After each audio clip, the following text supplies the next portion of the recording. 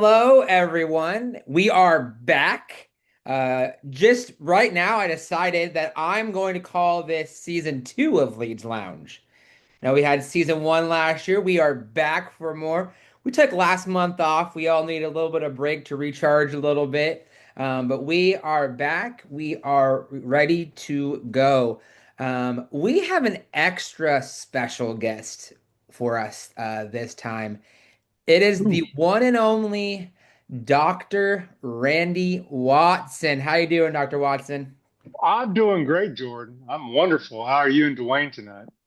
Fantastic. It is such an honor to have you on tonight. Honor, honor to be here. Believe me, it's an honor to be here.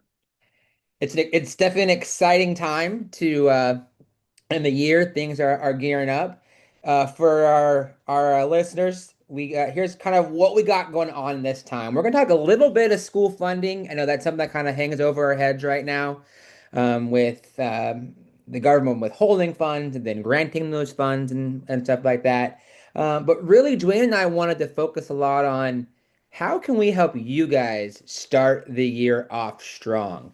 We're going to get a little history lesson with Randy Watson about how did he prepare for school back in the day? What did he do? What did he remember? Um, we're going to talk a little bit about how we can advocate for ourselves as school starting and things like that. And it's just going to be a great conversation. So I think let's just go ahead and jump in. I think we can start with we all know the government withheld funds for a while. And they released those funds, which is great and that's awesome, but that still has had an impact. The delay of that release.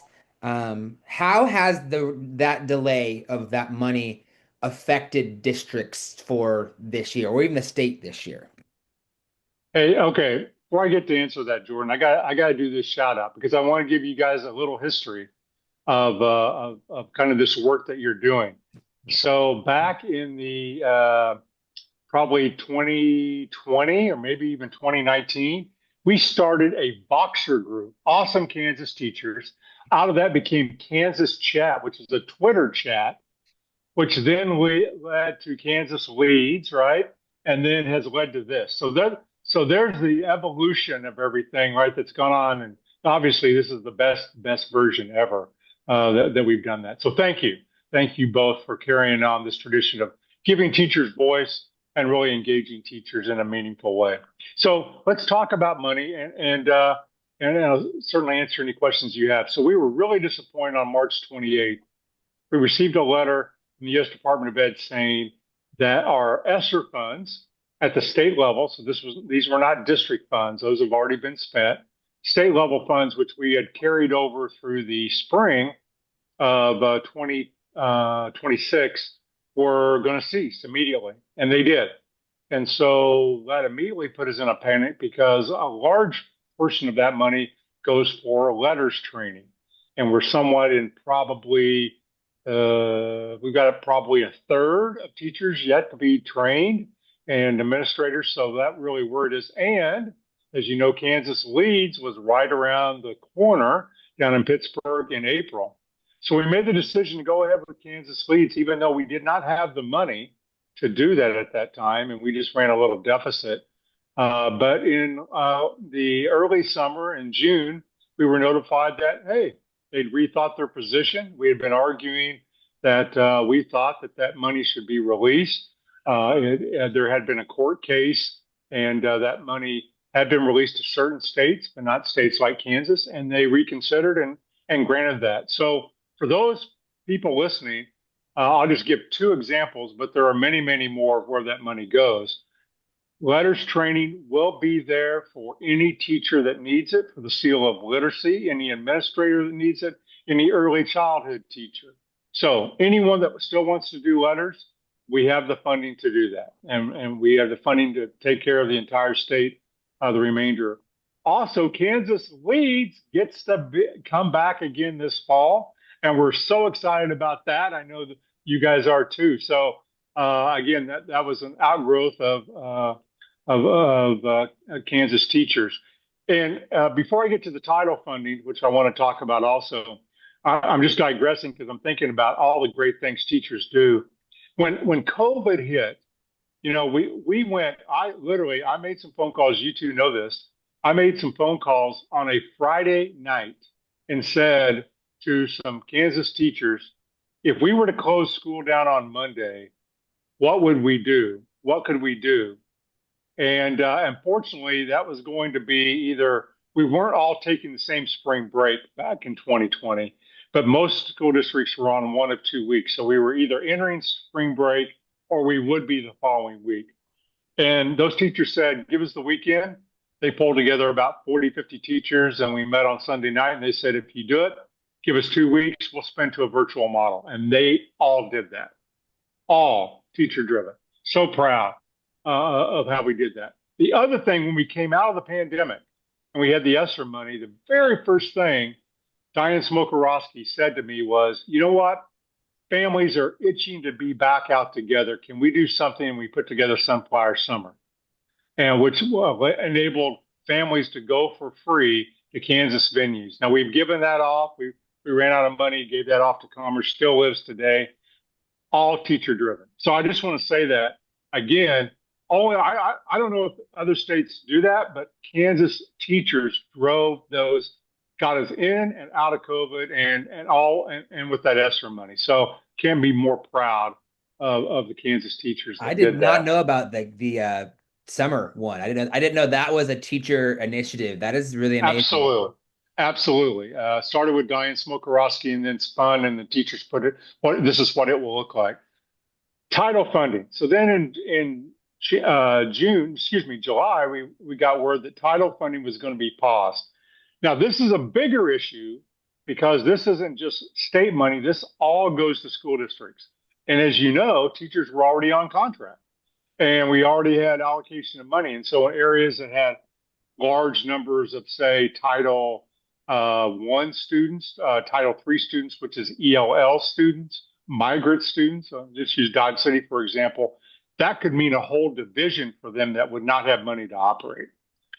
Fortunately, in 30 days, that money was restored. It is now flowing. So the long and the short is we've been through a really wild 4 months where we didn't know what we were going to have. And at the end of the day, it's Yogi Berra. It's deja vu all over again.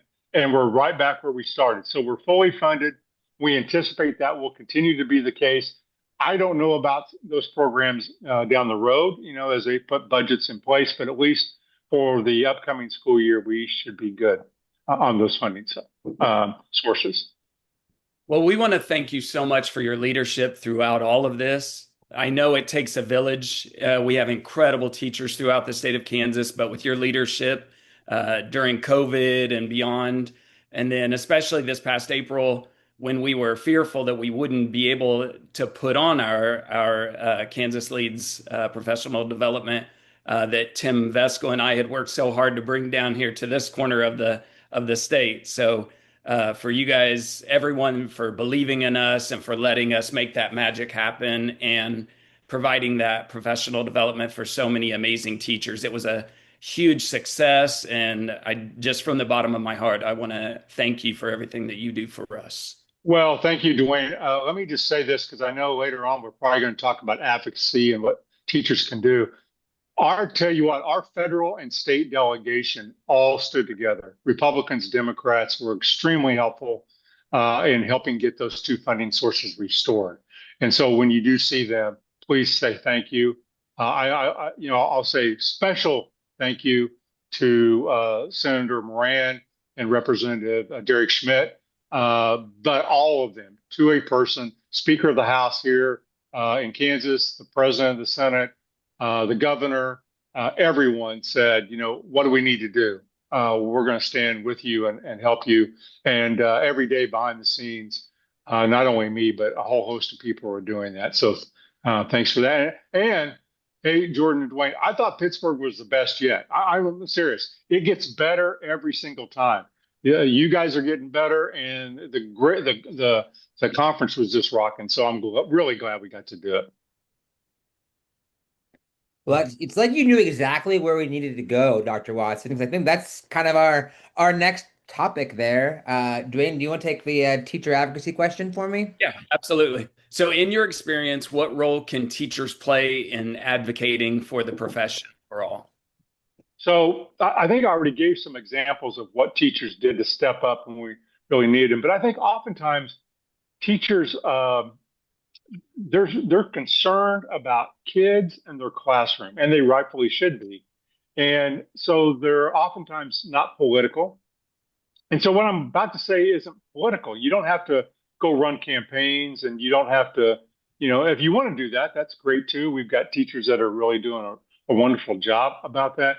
But here's what we have to do. Policymakers oftentimes are making policy based upon what they hear or what they read, sometimes in other states, many times in other states. Invite your, I'm going to start at the state level, your senators and your representatives that represent you to your classroom. Invite them to your school. Invite them to a Kansas Leads.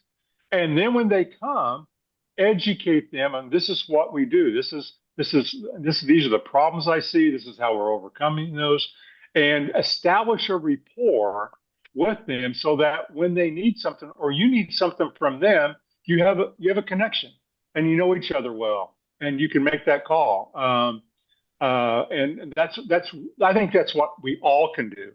And again, it's you don't have to be, oh, I'm going to help someone, I'm going to give money to a campaign, or I'm going to help with the campaign. Again, if you want to do that, that's wonderful. We have teachers that are doing that. But everyone can say, I'm going to invite people into our school. I'm going to invite them into our classroom, and I'm just going to welcome them and tell them the great things we're doing, and then answer the questions. And if I have concerns about any bills, I'll bring those up to them and try to let them know where I stand. So I think that's the one thing I would say is make sure your voice is heard in the way that you tell the story that's coming out of Kansas classrooms. Because I will tell you that story is being told whether you're telling it or not. And I would rather it come from all teachers telling our story. I'm going to go a little bit off script here. What you're talking about sparked something for me. When I talk to educators, when I talk to teachers, there's some fear that as teachers, we shouldn't voice our political opinion. Like we're supposed to remain neutral. Our kids can't know political opinions. In what's your stance on that whole aspect of things? So I do think if we're going to talk about endorsing candidates or having a certain political view, whatever that is, I think we need to be cautious about doing that on school time.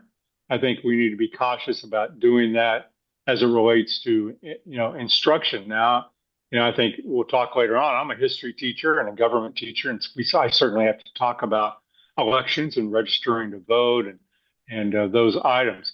I think, Jordan, though, that's a lot different than simply meeting and going to the coffees and talking to your senators and representatives. I am not an elected official, so I am hired by the State Board of Education, and I really make it my effort to work with everyone, whether they're Republican or Democrat, because they were elected and they deserve my honor for that, and they get that. But I also want them to know.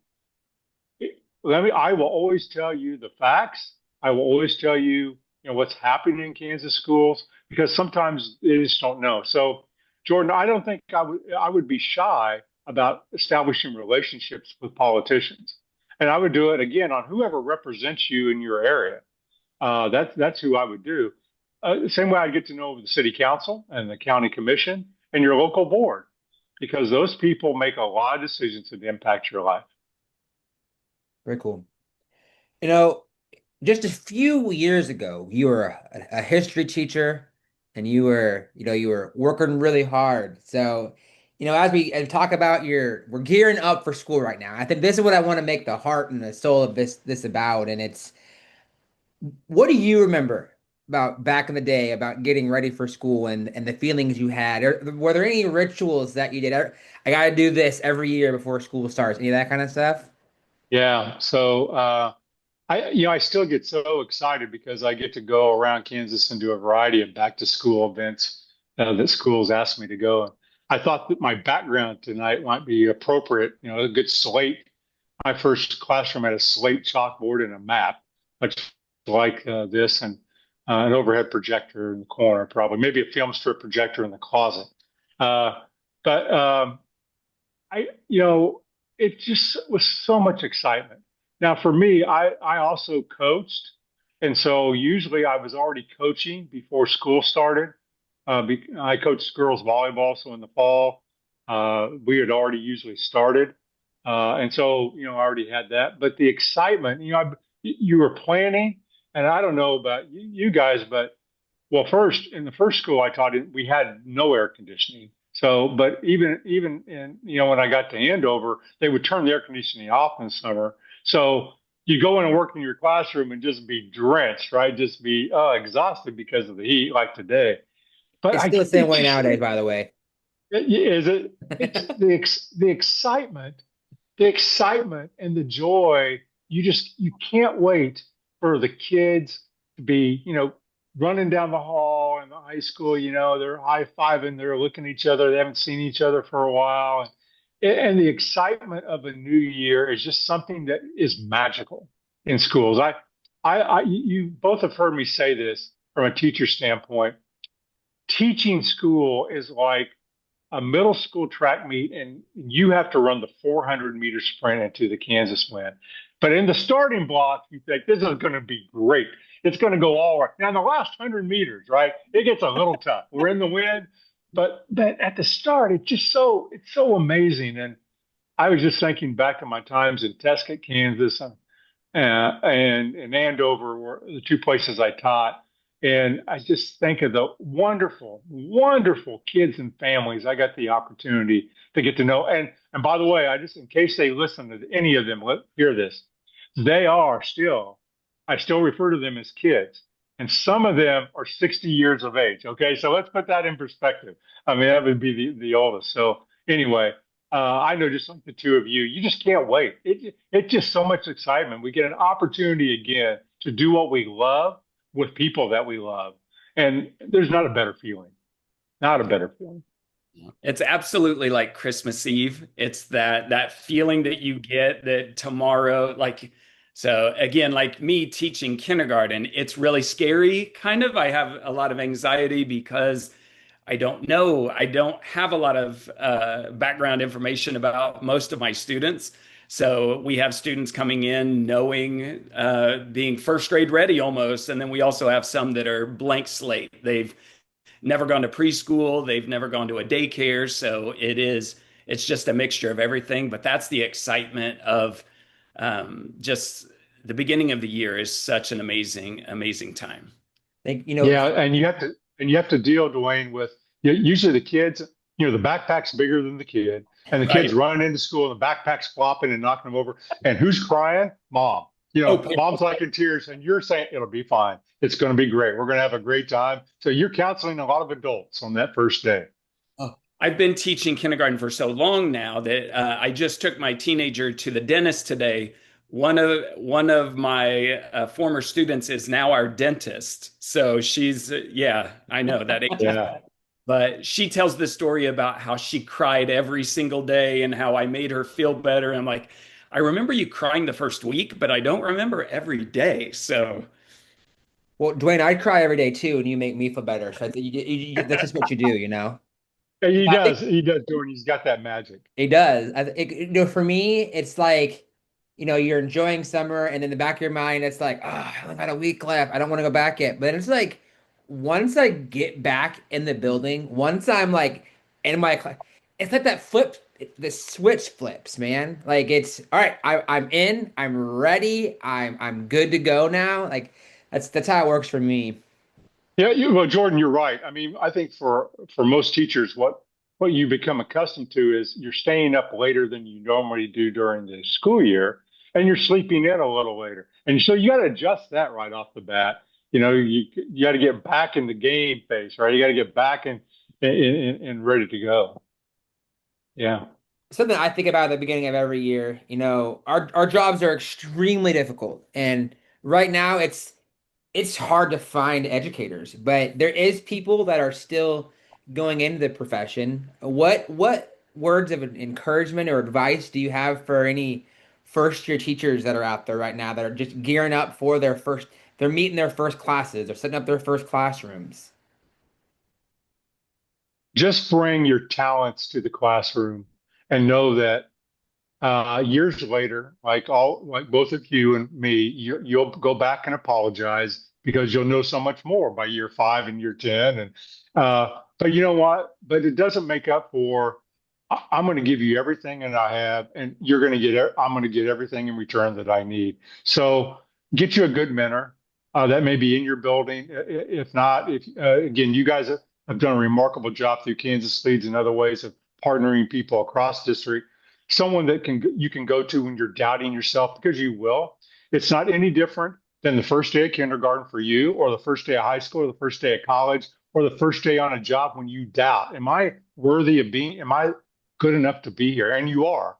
You are. A district hired you and said, man, we're going to trust you with our kids, and just live for that moment and enjoy it, and then make sure that right off the bat, you start balancing your life a little bit, or by Thanksgiving or Christmas, the batteries will be really drained.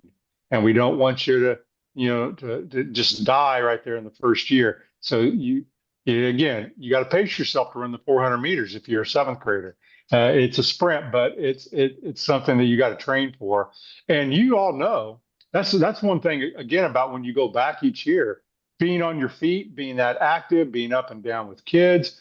You get just the 2 or 3 months that you get off of doing that. It takes a while. Well, if that's your first year, you're just you're not used to that, and so you're going home every night really exhausted. But it's a really honorable profession. We're really glad that new teachers have joined us, and I just love. I'll be again. I'm going out to do back to school, and one of the things I always ask is who's new this year. And we celebrate them, and then who's been doing this 40 years, and we really celebrate them because we need them all. We need all. And through Kansas Leads, we try to emphasize that a lot, especially to the new teachers, that your colleagues, they're going to be your greatest resource. You need to reach out to them anytime you have questions, anytime you need anything, because they're going to be reaching out to you also for the new ideas and insight that you bring to the classroom also. So definitely we need to lean on one another. We need to be there for one another. I think one of the And things Dwayne, right, go Randy. ahead, Jordan. I said, No, please go. well, I think one of the things that shifted in education in the amount of time, like just the 12 years I've been in here, we are no longer by ourselves in our room. Like I think it used to be back, you went into your room and you closed your door and you taught your kids, and that's what and that's we can't, that model is not effective anymore. We You have colleagues, you have people that have done this, that I talk to my sped teachers about not sped kids. They have a bank of knowledge about how to modify and adapt things. They are more than happy to help me and have those conversations. Like we are all in this together. And I think that is something I want not just new teachers, but all teachers to know. Like reach out to anyone on the Leads team, reach out to anyone in your people in your building. Like we are in it together.